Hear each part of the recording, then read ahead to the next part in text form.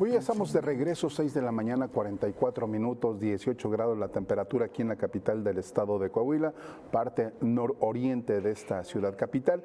Y ya tenemos en la línea telefónica a Diana Mejía. Ella es investigadora del Instituto Mexicano de la Competitividad, el IMCO. Y Diana, buenos días, gracias por tomarnos la llamada, gracias por estar con nosotros. Hola, buenos días. Diana, abarcar los resultados que presentaron en este estudio conjunto que realizó el IMCO con la Coparmex, la Confederación Patronal de la República Mexicana, y que presentaron sus resultados este jueves allá en la Ciudad de México.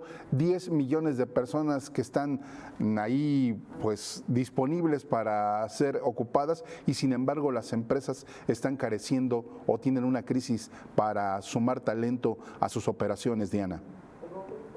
Es correcto.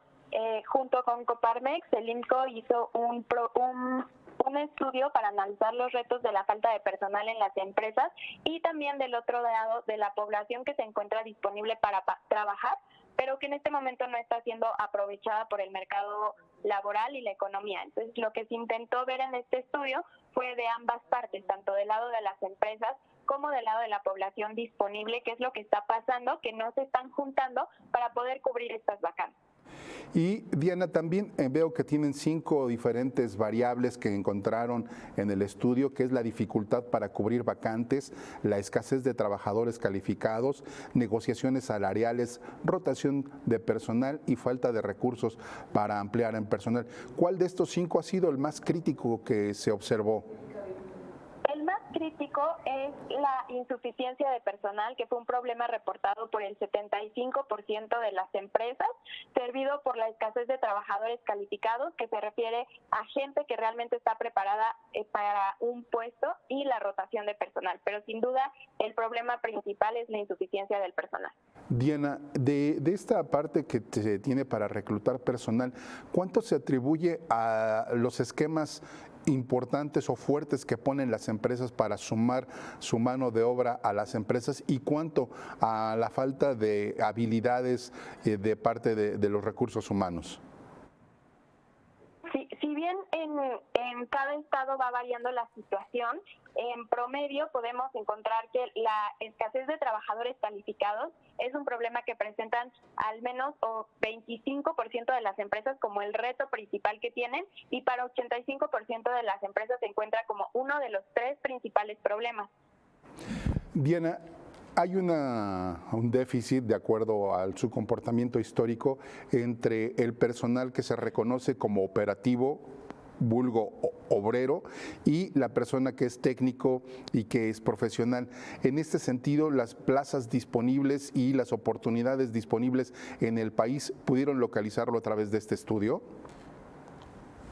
Si bien lo que logramos localizar es qué tan preparada está la población, y cada uno de los requerimientos de cada empresa suelen ser diferentes, porque pueden estar solicitando personas preparadas, pero que con alguna capacitación técnica podrían ser aptas con el puesto si cumplen con algunos requerimientos de educación básica, como puede ser la preparatoria terminada e inclusive estudios medios superiores.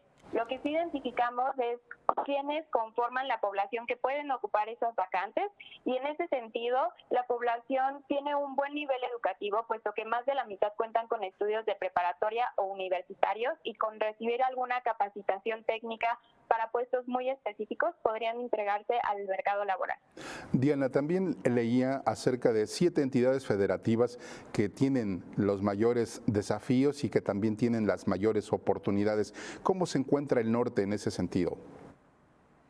Sí, en ese sentido vemos que los principales problemas se encuentran en Baja California Sur, Chihuahua y Nuevo León, donde presentan una tasa de reto de insuficiencia personal mayor al 80%, pero sin duda también hay otros estados en la frontera que presentan estos retos, como Baja California, Sonora e inclusive Coahuila, donde más del 70% de las empresas reportan este problema.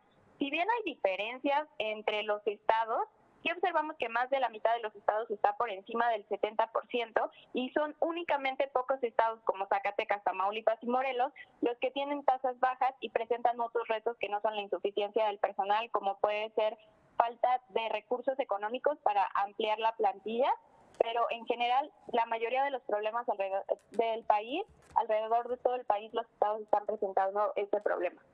Diana, también mencionabas hace unos minutos, en total el 75% de las empresas encuestadas en el país consideró que su reto principal en materia laboral es la insuficiencia de personal.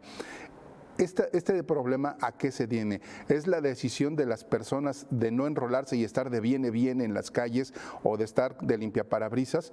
¿O a qué se debe? También veía alguna de sus cápsulas en donde un porcentaje muy importante de las mujeres, que es hacia donde se inclina la balanza de manera desfavorable, no se ocupa por tener que hacerse cargo o responsable de las operaciones en el hogar. ¿Cómo se está moviendo esto?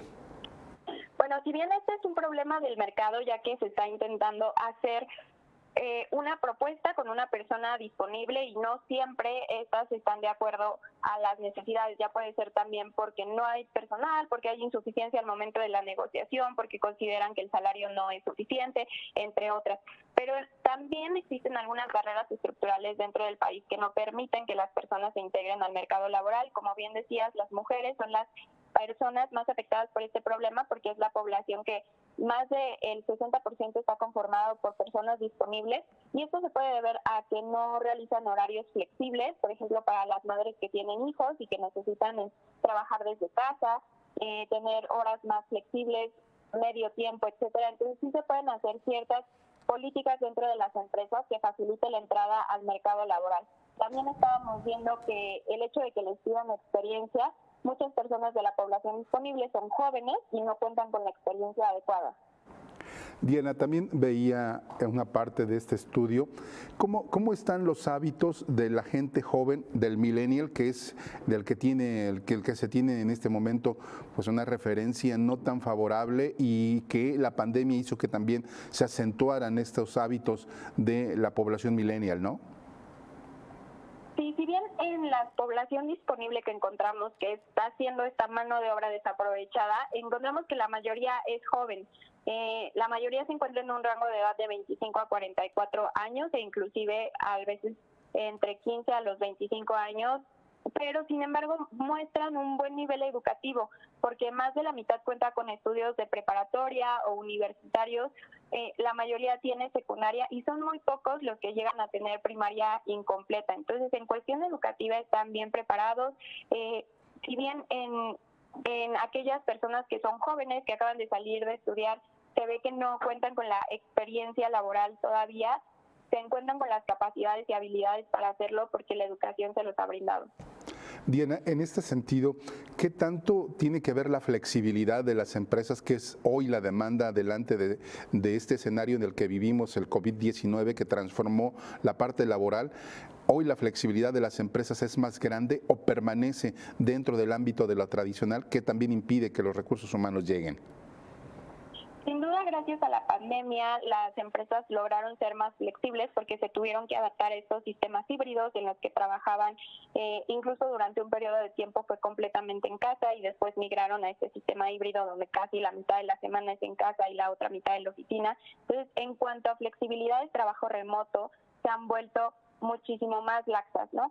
Sin embargo, cuando hablamos de temas de horarios laborales, las empresas están cambiando a una métrica de ir hacia metas. No necesariamente de cuántas horas trabajas, porque justo el teletrabajo ha permitido que no se esté traqueando de forma como antes, de que era de un horario de 8 de la mañana a 6 de la tarde y ver la productividad de tus trabajadores, sino que ya se está cambiando el rendimiento conforme a metas, y eso puede hacer que trabajen o laboren más o menos horas dependiendo de los objetivos que tengan que cumplir. Pero sin duda las empresas están migrando hacia un sistema híbrido o dual. Diana, para concluir, ¿cuál sería la solución que ustedes propondrían o que se propone dentro de este estudio delante de este escenario de 10 millones de personas disponibles para poder laborar, pero que no se integran al mercado formal y sí se encuentran en la informalidad? Una de las propuestas principales del INCO es generar espacios más flexibles de parte de las empresas, especialmente para las jóvenes y las mujeres, que son el grupo con mayor potencial para integrarse a la economía. Y especialmente las mujeres que no se encuentran en el mercado laboral están dedicadas al quehacer doméstico y muchas veces no quieren dejar de realizar estas actividades para ir al trabajo. Entonces, generar incentivos que permitan realizar esas actividades dentro de casa al mismo tiempo de que mantienen un trabajo, sin duda harán la diferencia para poder integrar a más de 6 millones de mujeres al mercado laboral.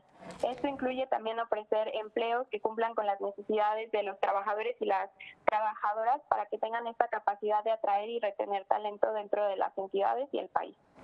Diana, pues agradecerte muchísimo que nos hayas tomado esta llamada a una hora tan temprana. Gracias por este reporte que nos haces favor de comentar, que fue presentado por el Instituto Mexicano de la Competitividad y la Coparmex en conjunto. Muchísimas gracias, Diana.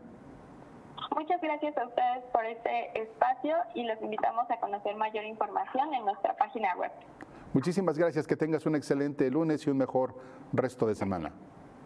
Igualmente, hasta luego. Hasta luego, Diana, que estés muy bien.